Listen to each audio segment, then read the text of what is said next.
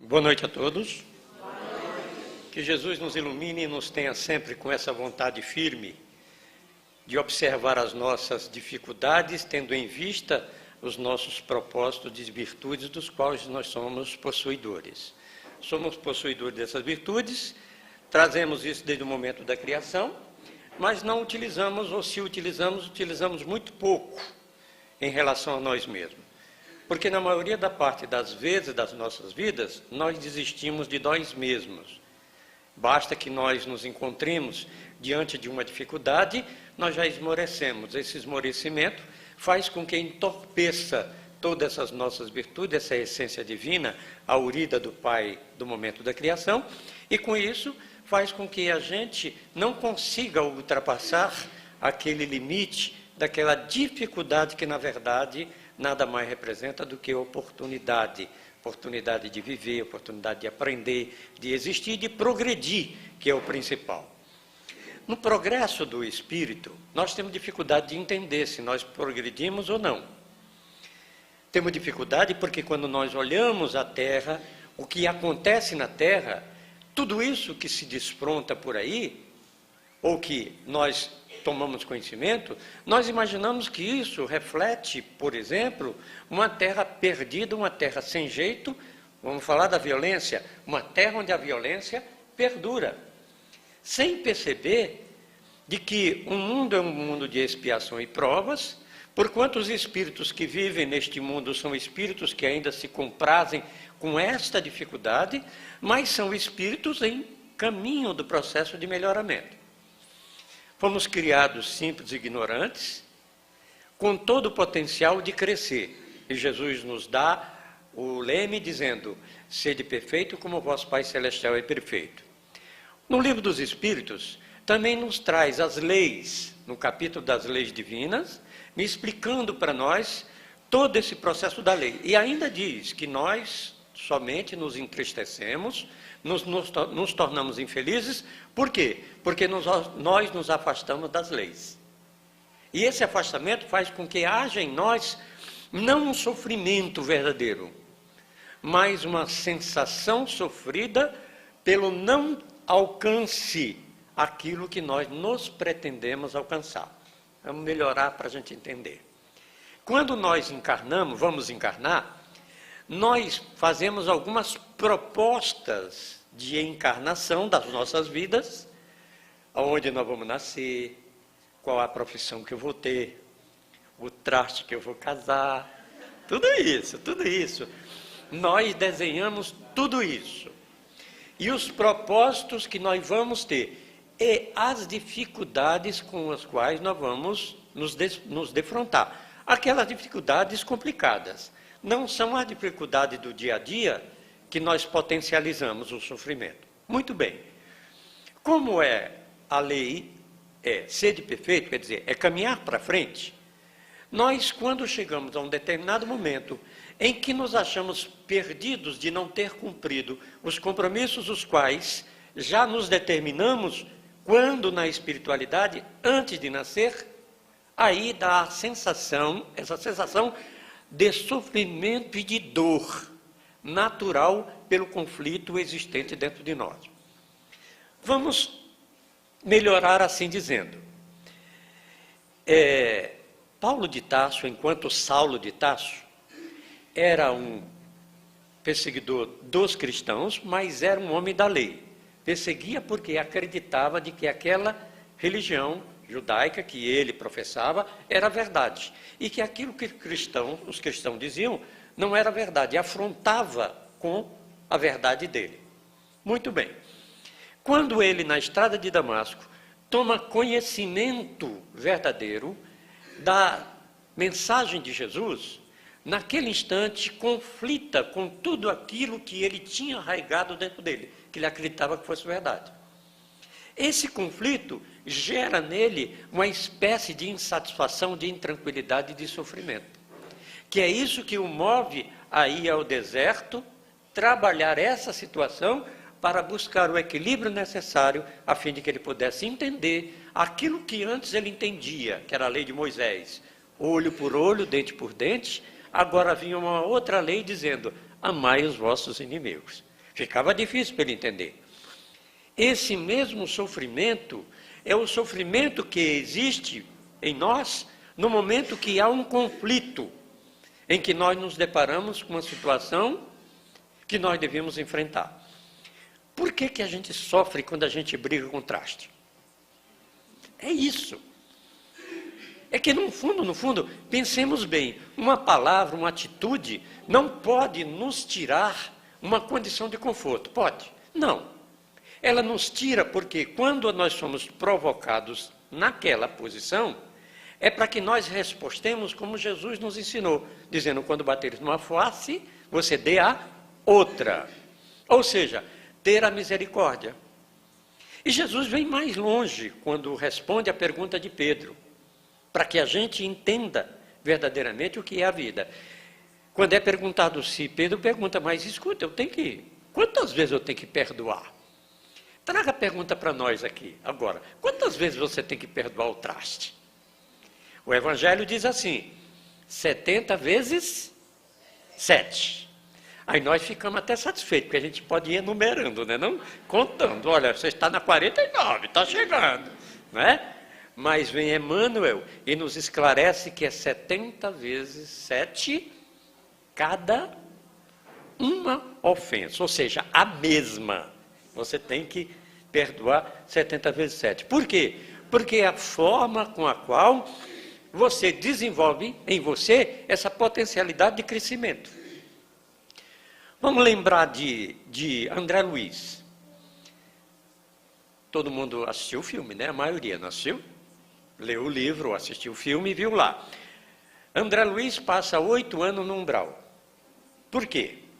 André Luiz, um médico na Terra, metido pra caramba, orgulhoso, vaidoso, era.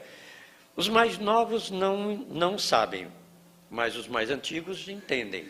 Que naquela época, lá atrás, a pessoa que tinha um título de doutor, era doutor. Era. Eu me lembro que quando eu era pequeno, no Ceará, eu corria quarteirões e quarteirões para ver um doutor. Era assim que funcionava. Então, André Luiz estava nesse processo de doutor da terra, embora cumpridor dos seus deveres, ali como médico, tudo, mas tinha essa vaidade. Ao desencarnar, pelas dificuldades dele, da vida dele, que ele levava, vai para o umbral. O que é umbral? Umbral não é um inferno, porque nós já intitulamos o inferno que a gente não é besta, né? Sai do catolicismo, vou dizer eu, né? Do catolicismo, perdi um inferno, arrumei outro, né? Não, eu não sou nem besta, né? Imagina, não para mim. Não é para mim, é para os outros, não é não? Não é assim que a gente aponta os outros é como o inferno. Nós não. Em contrapartida, também intitulamos o céu, que é o nosso lar. Não é assim? Então, veja, André Luiz, quando vai para o umbral, que é uma colônia que tem inúmeras colônias iguais a elas, e outras até complicadas, mais complicadas que era, principalmente na crosta terrestre. Emmanuel nos dá conta de que existem colônias que entram em sintonia direta com a Terra. De tal maneira que os nossos pensamentos fluem com uma facilidade tão grande nessa colônia e nós captamos com uma facilidade tão grande toda essa aura espiritual, esse fluido espiritual, essa atmosfera espiritual, que nós nos envolvemos. Talvez seja essa a razão, eu estou dizendo talvez, é dedução minha, não é de ninguém, mas é minha, que alguns escritores trazem notícia de que nascem espíritos com chip. Não seria bem chip, seria essa ligação, essa sintonia com essas regiões ainda extremamente complicadas. Nós pensamos, imediatamente nós entramos em contato com elas. Então ele dá conta disso. Isso aqui é umbral. São lugares onde permanecem os espíritos que ainda estão lá. André Luiz tem dificuldade. Quando ele chega a primeira vez lá, o que ele faz? Metido, começa a reparar a situação que os outros se encontram. Reparando, só reparando.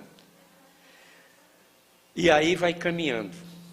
Quando ele vai caminhando no melhoramento dele, ele vê que aquilo ele vai se deteriorando também, porque ele vai se igualando àquelas pessoas que ali estão, porque vai entrando na mesma sintonia, e vai se definhando, ficando barbudo daquele jeito que ele estava, e vai diminuindo. Em certo momento, André Luiz passa para esse estágio, para um estágio diferente. No estágio em que nós dizemos, e a doutrina espírita explica para nós, fora da caridade não há salvação. André Luiz passa, então, desse estágio para um estágio de olhar aquelas pessoas de forma compadecida. Olhar aquelas pessoas não com dor, mas olhar as pessoas e ter por elas um sentimento diferente, que é um sentimento de caridade. Quando ele passa a ter esse tipo de pensamento, é um ato de caridade que ele externa dele mesmo em relação àquelas pessoas. Aí ele então consegue dizer, meu Deus, não para ele, meu Deus, em relação a todas aquelas pessoas que ele estavam compadecido com elas, aqueles espíritos que ali estavam. Nesse momento, ele então enxerga a espiritualidade que ali estava, a todo momento ao lado dele, aguardando dele e dos outros, aguardando o momento em que ele se predispusesse. Então aí começa então a trajetória de André Luiz. Vocês lembram que quando ele chegou lá, ele também ficou metido, né? Queria naturalmente um gabinete, né? E depois foi explicado a ele a questão do trabalho, depois ele adentra o trabalho, limpando as coisas, até chegar o momento em que ele chegou. Então, esse é o processo natural do crescimento, do processo de evolução nosso que nós devemos buscar. E por isso que dentro dos nossos lares, quando nós esquecemos isso, e aceitamos, por exemplo, a discórdia desnecessária, na maioria das vezes, nós começamos a sintonizar e plasmando no nosso ambiente uma atmosfera fluídica complicada, que não me permite sair-me dela no momento da dificuldade. Eu vou ter que trabalhar bastante, tal qual trabalhou André, vencer essa dificuldade toda, a fim de que eu possa, então, dizer, meu Deus, e eu atinja um patamar onde eu veja a felicidade e quão feliz eu sou. Por isso que quando se pede o Evangelho no lar, é exatamente para isso, para refrigerar esses fluidos que estão complicados por nós mesmos, ajudados, secundados pelos espíritos que pensam igualmente com a gente. Vamos ver a questão da violência. Suponhamos que eu seja um espírito extremamente complicado, ainda voltado ao crime, violento. Eu então peço a misericórdia do Pai para renascer, ser provado naquela impetuosidade, a fim de que eu possa vencer a dificuldade que eu ainda tenho dessa violência incontida dentro de mim. O Pai me concede, eu reencarno. Em dado momento da minha vida, eu me defronto com um adversário, não é o adversário, um adversário qualquer. Entro em entreveiro com ele, e então eu ponho para fora toda essa impetuosidade minha e o mato. Aí alguém pergunta para mim, por que eu matei? E eu respondo com toda aquela minha impertinência, né? E aquela minha elegância ao contrário, né? Matei porque ele merecia, e mereceu, e se voltar de novo, eu mato de novo. É assim que eu sou. Desencarno, chego na espiritualidade, os meu anjo de guarda e os espíritos protetores vêm ao meu socorro e perguntar o que aconteceu. Nesta hora eu choro, porque a gente chora, não tem jeito. Lá não tem jeitinho nem enganação. Lá é assim. E eu choro, peço perdão e tudo, e rogo ao Pai para que mais uma vez eu possa me testar numa encarnação para vencer essa impetuosidade. Aí eu reencarno. Reencarnei. Encontro-me com um adversário. Entro em entreveiro, mas não posso mais matar. Certo? Porque eu já me corrigi. O que eu faço? Eu mando matar. Melhorei ou não melhorei? Melhorei ou não? Eu já não mato, já não sujo as mãos. Eu, igual Pilatos, eu já lavo. Já não faço. Mando matar. Desencarno. A espiritualidade vem mais uma vez em meu socorro, explica mais uma vez o erro, eu retorno. Peço a misericórdia do Pai para que eu possa me retornar. Me reencontro novamente com um adversário. Não posso matar, nem posso mandar matar. O que eu faço, então, com essa impetuosidade que eu tenho ainda dentro de mim? Eu dou uma surra. Melhorei ou não melhorei?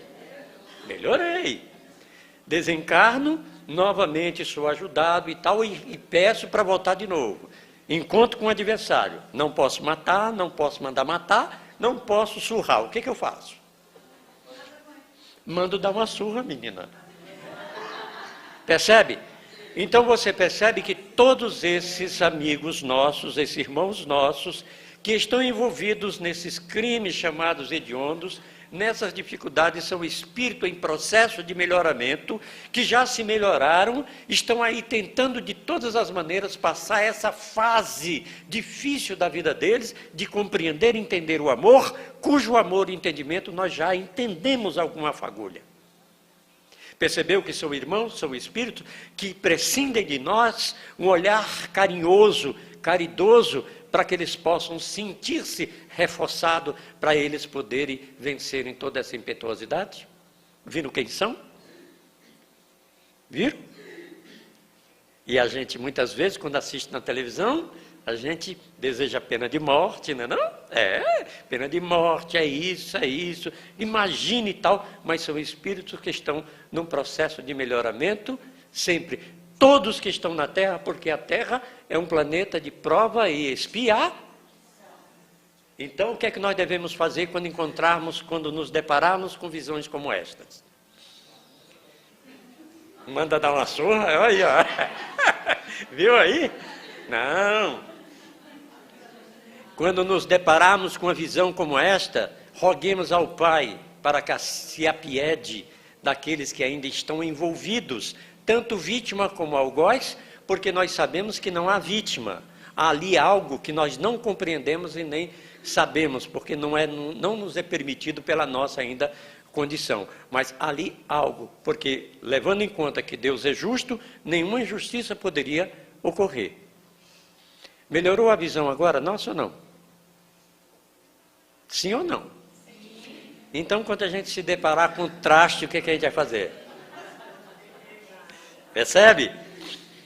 Viu como é um processo de evolução? É natural. Esse nós vamos crescendo, pouco a pouco, pela misericórdia do Pai, pelo amor que Ele nos tem, nos dando oportunidade para que a gente vá soerguendo-se, pouco ao pouco, para chegar ao ponto onde a gente precisa ter a perfeição relativa, porque é absoluta só Deus. Então, esse processo natural de crescimento. E o Espiritismo, a doutrina espírita, nos concede essa ferramenta que facilita com que nós vamos, aos poucos, nos atribuindo condições amorosas, condições de conhecimento, valores que, quando nós formos, por exemplo, defrontados com uma situação complicada, a gente tenha dentro de nós esses valores para que a gente possa saber escolher o melhor caminho que a gente tem. Porque o nosso livre-arbítrio, ele nunca deixar de ser respeitado pela espiritualidade. Quando nós estamos diante de uma situação extremamente complicada, se nós desejarmos agir de uma forma equivocada, verdadeiramente nós agiremos. Nós agiremos porque o nosso livre-arbítrio é nosso e ele é respeitado. Mas nós seremos sempre ajudados pela espiritualidade, dizendo a nós o que a gente deve e o que a gente não deve fazer. Sempre. Só que nós, às vezes, nos aliamos uma sintonia extremamente complicada e vem aquilo que a gente denomina sofrimento, que nós já vimos que essa inquietação não é o sofrimento verdadeiro. Nós falamos de uma outra vez que aqui nós estivemos, que nós gostamos de sofrer porque nós começamos a falar de todas as dificuldades que a gente às vezes vive. Continuar falando de dificuldades, de coisas complicadas, é retrabalhar os momentos, entre aspas, infelizes com os quais nós nos declaramos infelizes, e com isso fortalecendo esse nosso ímpeto ainda de viver naquela situação complicada. Se aconteceu algo complicado conosco, roguemos ao Pai para que Ele nos esclareça daquilo que nós estamos passando momentaneamente, a fim de que nós tenhamos força suficiente para compreender e, consequentemente, sair daquela situação de ensimesmamento numa situação complicada, onde a gente não tem, ou se desencoraja, ou perde a visão da própria vida. A gente perde a visão de tudo. Para nós está tudo ruim. Por isso é importante a gente ver que o progresso e evolução do espírito, ele vem para e passo. Ou seja, de passo a passo, de momento a momento, de instante a instante. E que nós, quando reencarnamos, nós solicitamos tudo isso que nós passamos. Mesmo as dificuldades que nós trabalhamos para nós mesmos, elas estão contidas no todo, não no principal, mas no secundário das ações que nós vamos desenvolvendo no decorrer das nossas vidas. E o Evangelho, no lar, facilita, porque ele faz com que nós trabalhemos os nossos lares e criemos uma atmosfera fluídica mais salutar, para que naquele momento, quando a gente chegar nos nossos lares, nós podemos refazer-nos, a despeito daquilo que Santo Agostinho fala na pergunta 900 e algum, 1000 e pouco, né, do Evangelho. Santo Agostinho, 900 e pouco do Evangelho.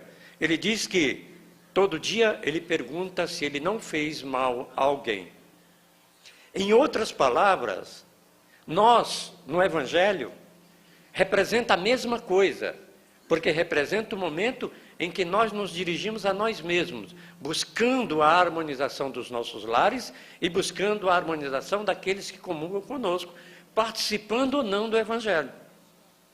Não há necessidade de alguém participar para que ela seja beneficiada com todos aqueles fluidos que nós trabalhamos no Evangelho. Os nossos vizinhos são beneficiados com o Evangelho. Por exemplo, esta casa, quando se está em oração, essa casa emite fluidos. Quando nós estamos fazendo as preces, que ela está fazendo a prece, e todos nós acompanhando, esses fluidos, eles não são simplesmente, somente como uma prece de início de uma sessão ou de um trabalho mediúnico, ou de um trabalho de uma casa. Ele é muito mais, vai muito mais além do que isso. A espiritualidade que está presente utiliza-se desses fluidos para encaminhar a todos aqueles encarnados e desencarnados que se encontram numa situação tão complicada que sequer tem coragem de vir em algum lugar de oração, tal qual se encontrava André Luiz ainda naquele momento, naquela situação complicada em que ele estava. Muitos encarnados e desencarnados. E aí que eles retiram todos esses fluidos para auxiliar. Viu como é importante? Ou não? Nós, às vezes, temos dúvidas do que é um trabalho espiritual. Nós nos vemos, nos interagimos com os nossos sensórios, ou seja, com os olhos, né? Escutamos com os ouvidos, mas não percebemos que aos nossos lados, os nossos anjos de guarda estão presentes. A casa está repleta de espíritos superiores, viu? Não é minha boca que nem eu, não. É espírito superior, com absoluta certeza. Os espíritos vêm, trabalham. Quando você entra na sala de passe, a sala de passe dá, às vezes, processo de curas que nós não sabemos. Nós, às vezes, entramos na sala de passe, não temos nada. Vou tomar um passe, limpar um santo. Né? Entra na sala de passe. Naquele instante, a espiritualidade visualiza que algum órgão nosso está tendo algum processo de desequilíbrio em função de algumas atividades, algumas coisas que a gente possa ter feito ou passado. Eles, então, aceleram o processo, trocam as células mal-sã por uma célula sã, processa ali uma cura e nós não sabemos. Reequilíbrio para que nós possamos vencer as dificuldades onde nós estamos, às vezes, interagindo para que facilite o nosso processo de melhoramento e processo de progressão. Nós estamos progredindo. A nossa vida dentro do lar é um progresso.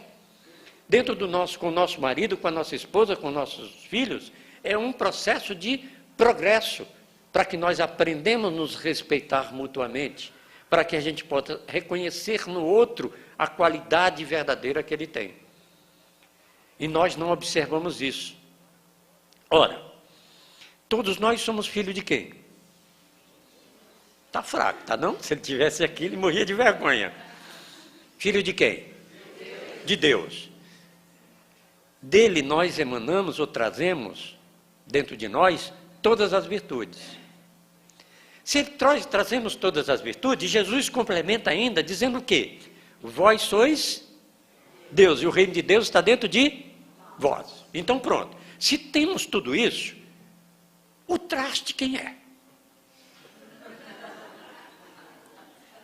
É um filho de criatura de Deus. E nele reina o quê?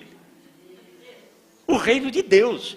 Então, por que o confronto tão desesperado nosso com relação àquele que está do nosso lado ou àquela que está do nosso lado? Por a dificuldade ainda de compreender o que nós verdadeiramente somos. Não há para perguntar, porque a gente pergunta, né? Para quê, né? No primeiro entreveiro, a gente já falou aqui, não já? No primeiro entreveiro que você tem contraste, o que você fala? Meu Deus, o que eu fiz para merecer uma coisa dessa? Não é? Você não pergunta para quê. Quer dizer, para que é que eu estou passando uma situação dessa? Qual o objetivo? Qual o intuito? Não existe nada na vida que não tenha um objetivo. Não existe nada na vida que não tenha objetivo. Tudo tem um objetivo. Nossos filhos têm um objetivo. Imaginemos-nos agora, só para a gente lembrar quem são os nossos filhos, na maioria dos casos, são credores. Imaginemos dois espíritos que estão extremamente complicados, inimigos, ferrenhos, encarnações e encarnações se digladiando. Mas a lei diz que, Jesus diz, reconcilia-te com teu adversário antes de depositar a tua oferenda. Então, se eu me desencontrei com alguém, eu tenho que me reencontrar com esse alguém, é da lei.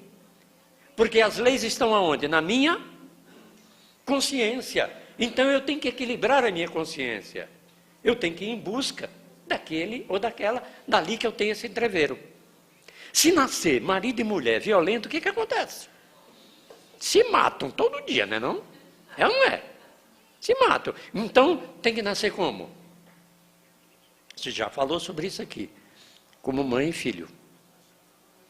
Percebeu? O amor de mãe é incomensurável, não é não? Emmanuel nos dá conta que depois do amor de Jesus, o amor da mãe é o maior. O filhinho eu amá-la, mas a mãe eu adoro, não é não? Adora, meu filho. E quando ele comete alguma coisa, a culpa é de quem? Das companhias, porque ele é maravilhoso. O filhinho está com 45 anos. E a mamãe ainda está meu bebê, é ou não é? Então percebe o amor extraordinário, esse amor que faz com que o outro cresça dentro de você, apague aquelas amarguras, aqueles constrangimentos que existia entre um espírito e o outro, os dois numa misericórdia do Pai, reencontrando-se no processo de melhoramento. Da mesma maneira, nós podemos praticar isso com relação a esses companheiros que ainda têm dificuldades, ainda comete situações complicadas dentro da sociedade, seja que nível for. Claro que a indignação faz parte. O que fez está errado. Isso não se discute. A lei tem que ser cumprida, a lei tem que ser cumprida. Está aí para isso. Moisés também tinha a sua lei civil, que cumpria. Mas o nosso amor tem que emergir para que aquele que ali está naquela situação possa se melhorar, porque ele se melhorando, ele crescendo, mais a terra acelera o seu crescimento e o seu melhoramento. Igualmente nos nossos lares, se nós queremos ter uma harmonização, uma melhoria no nosso lar, lutemos por ela. Não esperemos que o outro faça, porque a tarefa é nossa. Se nós queremos ser felizes, temos que lutar pela nossa felicidade. Eu não entrego a minha felicidade para minha mulher nem morto. Eu não sou doido. Porque se ela se desejar ser infeliz, eu estou perdido, não é não? Eu tenho que lutar pela minha felicidade. Se eu achar que ela está numa situação complicada de infelicidade, eu luto mais ainda pela minha felicidade para que ela possa se inserir. Porque a gente só sabe o que é ser feliz quando a gente vive a felicidade. Para viver a felicidade, é preciso vivenciar você mesma, para que você possa enxergar a felicidade que existe no seu lar. Para enxergar nos olhos do seu esposo, da sua esposa, e verificar que ali estão as joias raras que você conquistou pela misericórdia do Pai, para que vocês pudessem se locupletar e, consequentemente, crescer junto no processo de melhoramento. Para olhar os olhos dos filhos e perceber aquele reencontro extraordinário que Deus nos permitiu, depois talvez de tantas divergências, de tantas complicações, durante várias encarnações que nós vivemos, agora oportunizando-nos o reencontro para que nós possamos nos amar, para que nós possamos ali interagir e, consequentemente, buscar o entendimento e a compreensão. Esse é o processo de crescimento, para que nós possamos merecer, não aquilo que às vezes nós olhamos um umbral, e mesmo que seja um umbral, mas de uma maneira diferenciada, de uma maneira mais tranquila, sem o sofrimento, de uma maneira mais de ajudar aqueles que todos precisam. A gente às vezes pergunta, e já falamos disso aqui também, como é que nós vamos chegando no umbral? E aquela história da mulher que era rica, lembra? Uma mulher muito rica, desencarnou, chegou na espiritualidade, foram levá-la para a casa dela. E num caminho, ela passou em frente a uma mansão extraordinária. E ela olha e vê que tinha lá na mansão, estava na mansão, na espiritualidade, uma pessoa que trabalhou para ela na terra. E ela pergunta para o espírito, quem é? É fulano? E o espírito diz, trabalha aí? Diz, não, a casa é dele. Então ela logo imaginou, pobretão, não tem onde cair morto, né? Tem uma casa dessa, então a minha eu não quero nem ver, né? Porque ela é rica. Passou na outra a mesma coisa, umas 3 casas da mesma coisa. De repente, pararam em frente de um casebre, e o espírito diz, eis sua residência. E ela virou para o espírito e disse, olha, alguma coisa está errada, eu era rica, tinha tudo aos meus pés na terra, tudo. Aqueles eram pobretões, não tinham onde cair morto. Tem uma mansão dessa, alguma coisa está errada. E o espírito responde para ela, se tem alguma coisa errada, eu não sei. Porque aqui eu sou apenas o construtor. Vocês mandam o material da terra e eu construo a casa de vocês. Então, se nós queremos um mundo melhor, se nós queremos uma situação melhorada, trabalhemos, o momento é este. É este. E para trabalhar não precisa muita coisa. Trabalhemos sempre pelo bem. Mesmo que nós enxerguemos algumas dificuldades no outro, porque às vezes quando a gente vê dificuldade no outro, a gente adora, né, não? Fofoca, então, né? Então, falando em fofoca, para a gente ver que está falando em progresso e fofoca. Essa história é verdadeira, ela realmente ocorreu. Tinha um amigo que ele dizia para mim, ele chegou para mim e disse, olha, espírita, ele era espírita, e disse, olha, eu estou lutando, mas lutando muito para deixar de ser fofoqueiro. Olha, Pedro, eu vou te dizer, eu sou louco por uma fofoca. Ele disse, não sou eu que estou dizendo, viu? Ele que disse, ele disse, olha, eu tenho a impressão que na outra encarnação eu fui mulher, porque não é possível, né? Para adorar a fofoca, foi ele que falou, foi eu. Aí ele disse, você acredita que eu estou lutando contra isso? E fulano lá da sessão tal, chegou perto de mim, eu estava limpando umas ferramentas, ele chegou perto de mim, deu uma cotovelada na minha costela e disse assim, sabe da última? Eu digo, e aí? Ele disse, Pedro, eu me tremi todo, mas me segurei e não perguntei. Eu digo, está vendo? É isso aí, progresso é assim. Ele disse, mas ele voltou. Ele voltou, deu outra cotovelada, virou para mim e disse assim, e é uma bomba. Nessa hora eu quase desfaleci. Já não sabia mais o que estava fazendo, mas me segurei. Eu digo, opa, viu? É assim mesmo, parabéns e coisa e tal. Eu disse, mas ele voltou. Aí deu a cotovelada e disse para mim, e tu conhece? Aí não teve jeito, aí eu já perguntei. Entendeu? Então, esse é o processo natural das dificuldades que nós nos encontramos. Mas isso não quer dizer que nós regredimos no processo de encaminhamento. Nós estamos aos poucos crescendo. É que nós nos diminuímos ou queremos ser santo de um dia para o outro. Não há como uma pessoa mudar de um dia para o outro. Nós mudamos gradativamente o nosso processo. Todos nós já melhoramos. Observemos nós, como nós já pensamos de maneira diferente. Nós já somos capazes de olhar para o outro com um olhar mais cativante. Nós já temos um entendimento diferente do que é o amor. Nós já temos um entendimento diferente do que é a compaixão. E isso faz com que a gente diminua o sofrimento nas nossas vidas. A gente viva a felicidade com mais intensidade. Nós vivemos com dificuldades. A infelicidade, ela não existe verdadeiramente falando.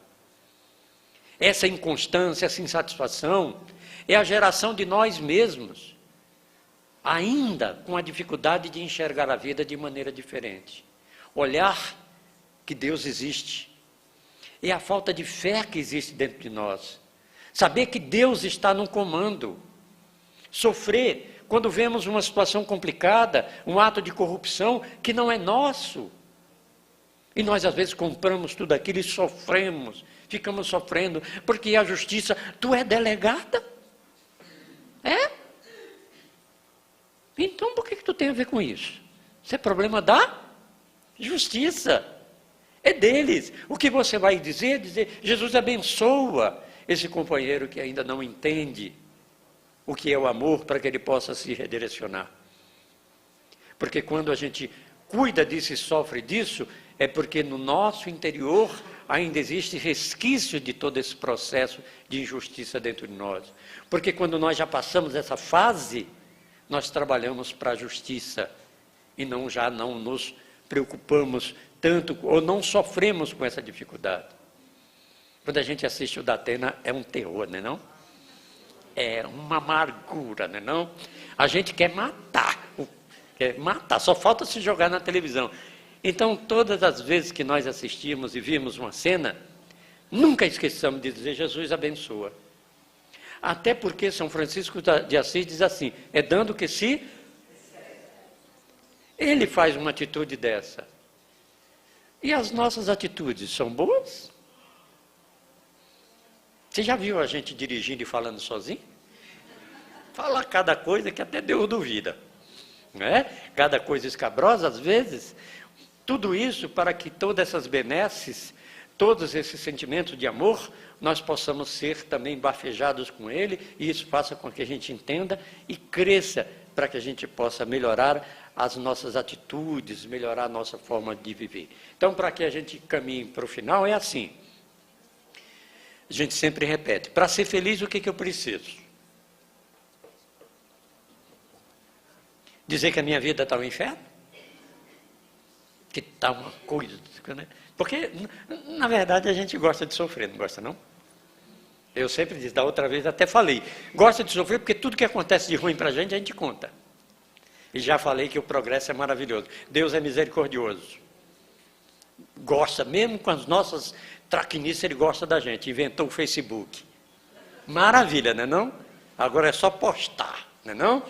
Então, essa dificuldade. Então, para que a gente seja feliz, o que eu preciso fazer? Primeiro, dizer para mim, eu sou feliz. Se eu não digo para mim, eu não posso encarar uma felicidade de forma alguma. Eu tenho que dizer para mim, eu tenho que dizer que eu sou a pessoa mais importante do mundo, e sou. Todos nós somos as pessoas mais importantes para nós mesmos. Não diminuamos. Deixemos acesa essa chama, que é a chama do progresso dentro de nós, para que a gente possa olhar para nós e agradecer a Deus pela oportunidade e sempre das dificuldades que passam nas nossas vidas. Então, quando perguntarem para você, você vai? Vocês lembram que eu falo sempre? Ixi, ninguém lembra. Não é assim, deixa eu dizer como é que é. O certo seria esse. Mas vamos lá. Quando alguém pergunta para você, chega para você e diz, minha filha, com todo aquele amor, como é que você vai? E você responde com toda aquela força que Deus lhe deu. Estou indo. Não dá uma tristeza, não dá não? Não dá uma tristeza? Não dá vontade de... É verdade, não dá vontade de dizer assim, minha filha, tu já foi, tu não sabe. Não é não? Porque é a forma como a gente, às vezes, interage conosco mesmo, diminuindo, inibindo toda essa clareza, todo o sorriso. O sorriso é a coisa mais bonita que existe no ser humano. Não existe outra coisa mais bonita que reflita essa alegria. Se nós soubéssemos o valor do sorriso, e soubéssemos que espíritos encarnados e desencarnados, quando enxergam um sorriso na face de alguém, aquilo traduz para ele um momento tão importante de alegria, que às vezes eles estão ali anos e anos, traduzidos numa tristeza, num envolvimento às vezes complicado, e aquele sorriso faz com que ele relembre da alegria esquecida que ele deixou-se envolver por uma dificuldade de entristecimento. Então sorria sempre. Bom dia de manhã para o marido, para a esposa em casa, mas bom dia, porque tem gente que você diz bom dia e ele responde dia, nem um bom diz, né? Então, por isso é importante a gente observar essas coisas para a gente ver que a vida é uma tranquilidade. Viver feliz é isso, viver feliz, esquecer as amarguras. Se houve um problema, acabou. Voltando aí, tem gente que quando você pergunta como você vai, a pessoa diz, eu estou correndo atrás do prejuízo. Grande coisa correr atrás do prejuízo, não é? Vai alcançar o quê? Percebe? Ou então as pessoas ficarem ainda envolvidas num problema que elas consideram o problema como já resolvido. Como um problema insolúvel. Ora, se você tem um problema que não tem jeito, tem um caso que não tem jeito, a coerência nos diz que se você tentou e não tem jeito, esse problema está resolvido ou não está? Manda outro, porque esse já está, isso não tem jeito, passa para lá. É ou não é? Mas a gente fica sofrendo com aquela dificuldade. Tá? E finalmente assim, vale a pena lutar por nós, vale a pena lutar pelo amor que nós temos dentro dos nossos lares, com quaisquer dificuldades que a gente possa ter, seja quais forem. Alimente o seu espírito sempre na oração. Pedro diz, o amor cobre a multidão de pecados.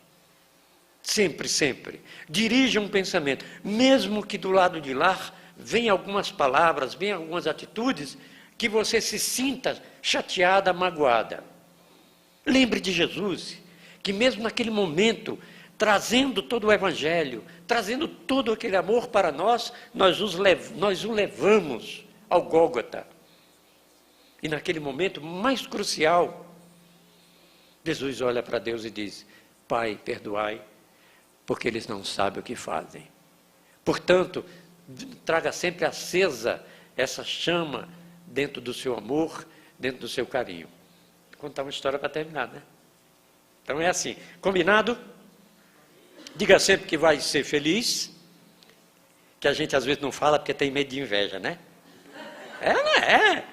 Mas não se preocupe, pode encher a boca e dizer, como é que você vai? Estou muito bem. Você vai ver que ninguém vai perguntar por que você está bem. Ninguém pergunta. Agora experimenta dizer que está ruim, que até eu desço daqui para escutar, que eu também sou filho de Deus, né? Percebe? Então é assim, eu já contei essa aqui, mas está dentro do nosso tema, que é assim, era um casal espírita, até falei que era... Não era você não. Mas era o casal espírita. Pronto. Eles faziam bem, trabalhavam muito dentro da caridade, eram espíritos eram pessoas bem caridosas, né? E ela desencarnou.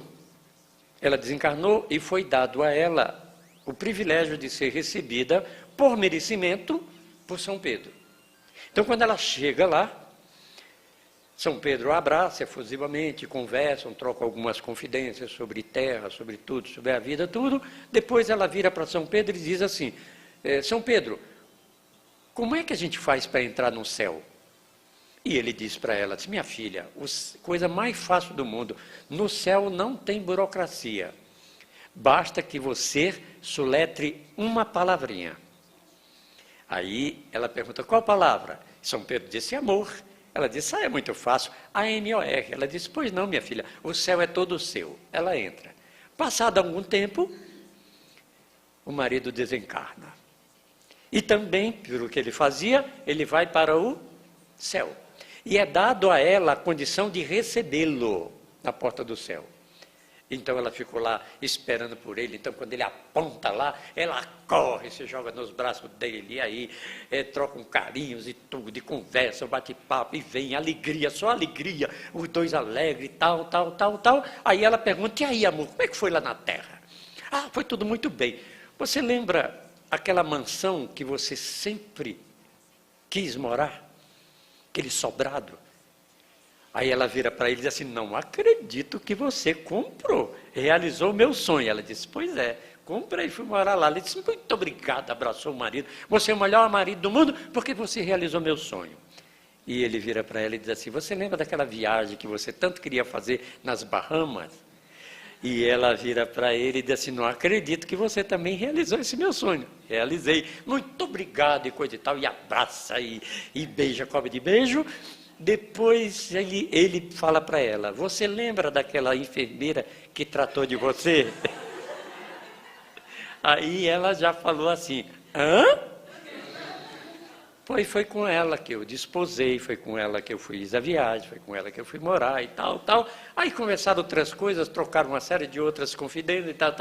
No final, ele pergunta para ela, e aí amor, como é que a gente faz para entrar no céu? Aí ela disse, o céu, meu querido, não tem burocracia. Aqui as coisas são tudo tranquilas. Basta que você soletre uma palavrinha. E disse, mas que palavra? Arnold Schwarzenegger. Que Jesus nos abençoe.